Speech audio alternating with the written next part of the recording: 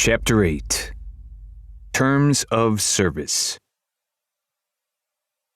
Sage glanced up from the hundreds of papers spilling out of the portfolio. Each sheaf crossed the burled birchwood table with a breathy swish as he moved from one to the next. His mother's chambers were the most richly appointed in all of Ptolemy Palace, and this sitting room was a crowded affair, with a dozen plush seats and countless pillows. Every inch of wall was hidden behind tapestries, canopies, and draperies, brightly colored with every imaginable pattern. You couldn't sneeze without rustling 100 tassels. "Do I really have to meet all of these boys?" he asked Queen Mita, who had seated herself on a plump chair against the wall with her heels up on a gilded footstool. Sage's mother wiped a hand across her forehead.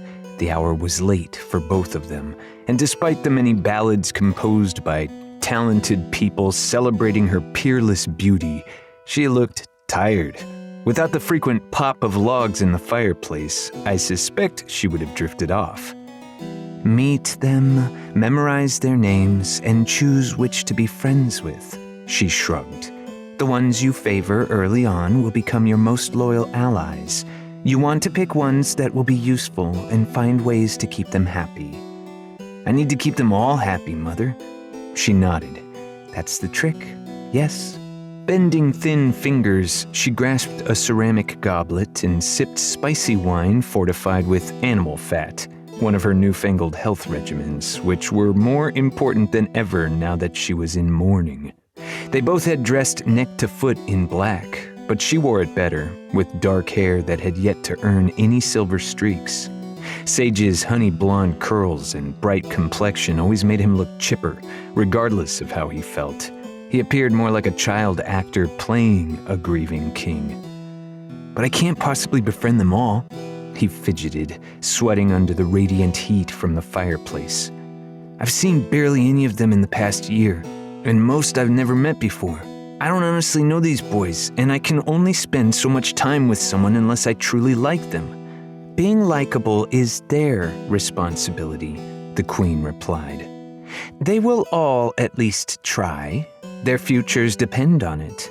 Rewarding the ones who succeed is your responsibility." "And if the ones who please me are not the ones who will be most useful?" she sniffed. "Your father had a talent for picking men whose friendships would make him more powerful. You're going to have to learn to trust your own instincts." Sage leaned back, sighing. Once again, people expected him to be able to do things just because his father could. He'd gotten mighty tired of that, but he knew it would only get worse from now until the day he stopped being a king, which was never. Watching these two tyrants now, exasperated after a long day of planning the rest of their lives, you'd be tempted to think they weren't the most dangerous people on the planet. And you'd be right, because the most dangerous person on the planet was in the room with them, holding his peace for the moment. I'm sure I don't need to tell you who he was, and you can hardly demand it. What's it to you? I'm the one telling this story, and I don't want to talk about him. So there. The Master of Keys stepped forward, smashing through all my objections and grinding them under his shoe as he forced himself into the narrative. Because, like most problems, he will not go away just because people refuse to talk about him. "Truthfully," he said in his mask-muffled voice, "my lord only needs to select one name from that portfolio." The Queen shook her head. "He's not reading the girls' folder. That one is right here." She tapped a ribbon-sealed volume fat with papers on the table next to her. "That's not what I meant." His keys jingled as he crept closer to Sage. "Typically, each king has selected a best friend, one who governs the king's inner circle and controls access to him." "You mean a favorite?" The Queen emptied her cup. Herrick detested the idea of favorites. He personally managed his own circle. King Herrick was extraordinary in many ways, and Sage is hardly required to rule in the same manner as his father. Someone finally said it. Once again, Sage felt grateful to the Master of Keys for pointing out things too true for a king to speak about. The boy had come to see why his father had put so much trust in the new keeper. Noisily, the Master of Keys swept over to the Queen's chair and table. Hefting a platinum pitcher bejeweled with amethysts, he refilled her goblet. "I'm sure you have more important things to be about," the Queen muttered. "I shall summon a maid." "It pleases me to serve you personally, my lady. You could say it is my greatest privilege, and within the terms of my service." He handed her the cup. "Now more than ever, with Herrick's passing, you too are all that is left of him in the world.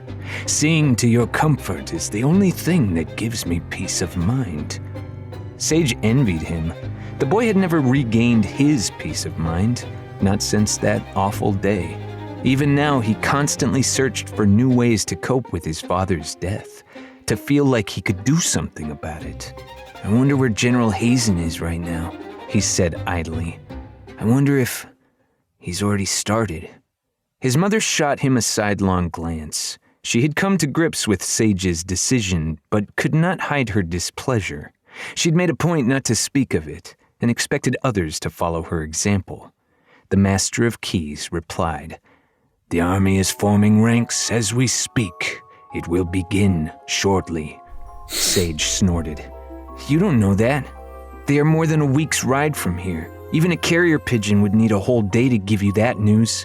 "I have my ways, loftiness."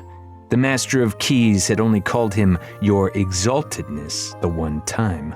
It would not be proper until Sage's coronation had passed.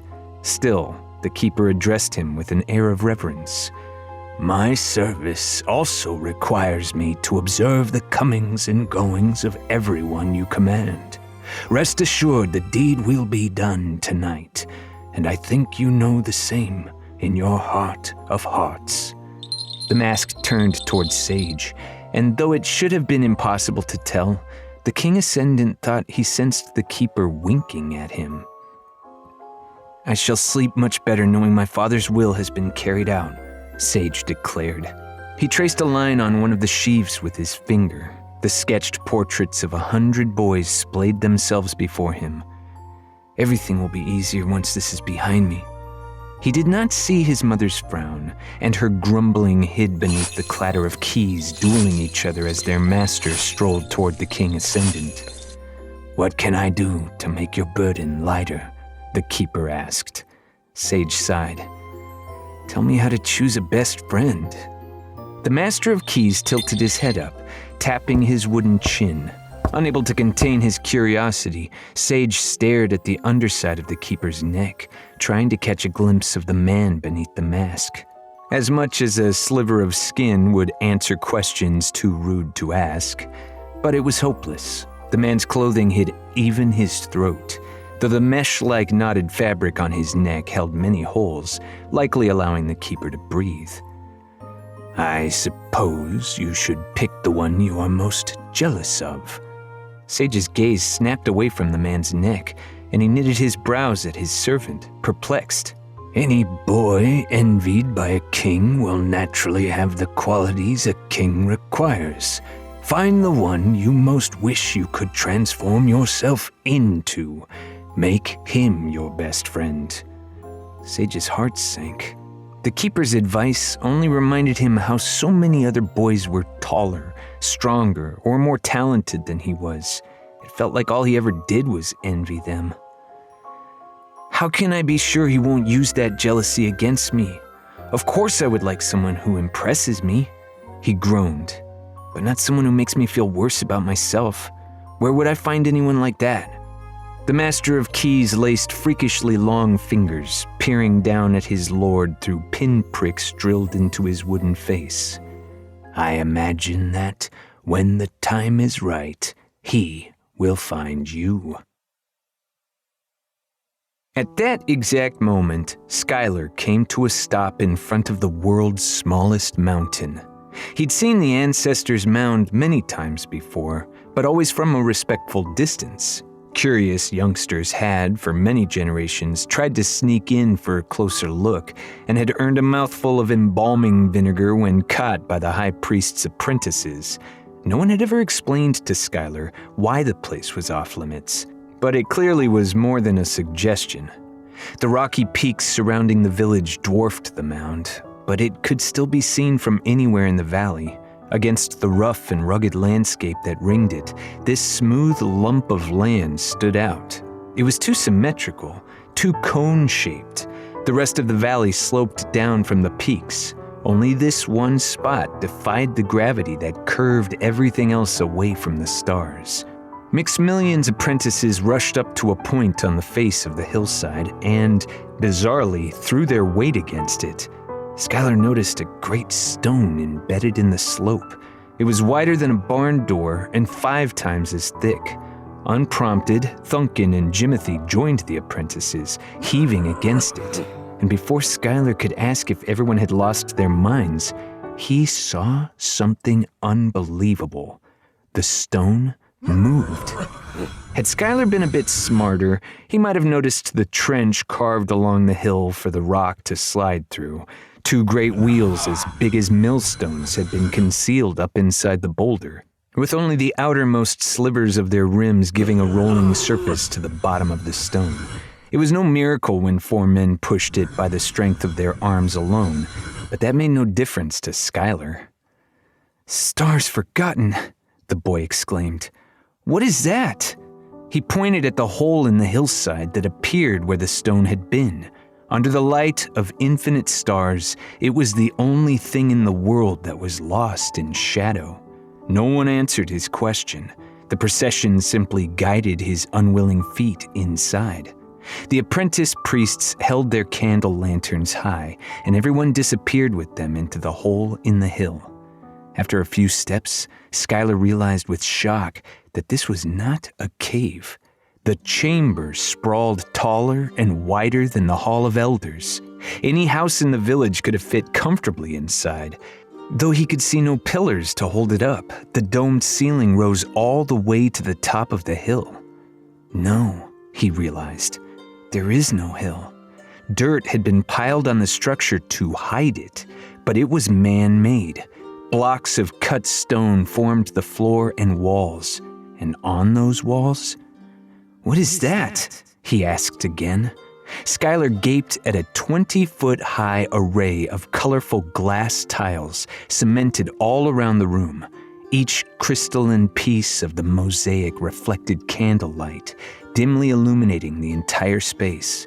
Skylar whirled to glimpse the entire picture. The artwork twinkled as if made from the stars themselves, but it depicted a village not so different from his own, where 9-foot giants plowed fields, drew fish from the creeks, herded colossal sheep and rode titanic horses. High above them, a blue sky with rosy clouds extended all the way to the center of the dome. And, noticing what was tiled at the heart of the ceiling, Skylar asked for the 3rd time, "What is that?" It looked like a giant arrowhead, except the shape didn't make sense. It was too streamlined, too curved. Gleaming a metallic white, it attracted the attention of people inside the mosaic, most of which looked up at it. Some even pointed. "It is a mystery," Maximilian answered. "Whatever it is, it exists only here, and it has been here since..." The old man shrugged. "All I know is that our forebears first came to this valley because they wished to be near this place. It is older than us all." Skylar's mother and father circled the room, hands clasped as they admired the artwork. The apprentices stood in the middle, keeping their candles aloft. Jimothy kept his eyes on the arrowhead thing, never blinking. "Are you scared?" the priest asked Skylar. "No," Skylar immediately answered. He'd been thrown for a loop many times tonight, and this chamber was no less astounding than any strange ceremony, but the beauty of it stole his apprehension away. He almost wished he could spend every day in a place like this, surrounded by glittering art. Maximilian nodded thoughtfully, then announced, The sleeper will spend the night under this roof. All others must leave." The apprentices lowered their lanterns, revealing a generous bed of straw laid out in the room's center. A pillow and folded blanket sat next to it. Skylar clutched his staff with both hands. The chamber's beauty slipped from his mind. They honestly expected him to sleep in this cavern with its cold floor and echoing walls? It would be like sleeping in a tomb. "Good luck, Pipsqueak," Jimothy told him with a pat on the back, pressing stitched stars into Skylar's skin. "Don't make a mess in here, because I won't be around to clean it up for you." He gave a thumbs up before strolling out of the mound. Skylar's parents hugged him and wished him a good night. "You were very good at the ceremony," Shiandra assured him. "We will be back in time for breakfast. Just try to get some sleep." Maximilian and the apprentices left last, taking the candle lanterns with them. The high priest lingered in the doorway as it hit Skylar that he was about to be left alone in this bizarre place. "We are now going to close the door," the old man said. "It will not be opened again until morning. No one will disturb your slumber." He said that like it was final, yet he bit his lip. "If something does disturb your slumber, I advise you to disregard it." He turned. The glimmer vanished from the room. With nothing to light the walls, the glass had turned into colorless black masses. The only gleam left to Skylar was the aura of the stars outside. In moments, that would be taken from him too. Desperate, he called out, "Wait! You said I was going to be tested! When does that happen?" The old man halted but did not turn. Tilting his head, he spoke. "In the morning, your test will be over. Until then, take care of what words you speak. Do not reveal that which you promised to keep secret. Dream well." Maximilian stepped out, and the stone was slid back into place. The chamber that had been glorious was now as comfortable as a grave. After a lifetime in a world without night, Skylar got his first taste of true darkness. The staff slipped from his hand. Its monstrous clatter on the stones attacked his ears from nowhere. And in here, nowhere was everywhere. Skylar found himself outnumbered by it, losing a fight against nothing and no one. Every eyeful of darkness looked no different than the rest, and the only sounds in the vacuum were the ones he put in it. The rustling of his own feet through the straw startled him. Each of his breaths sounded like it came from across the cavern. Seriously, what was this place? The chamber could have held everyone in Curon Village, yet he was put in here alone.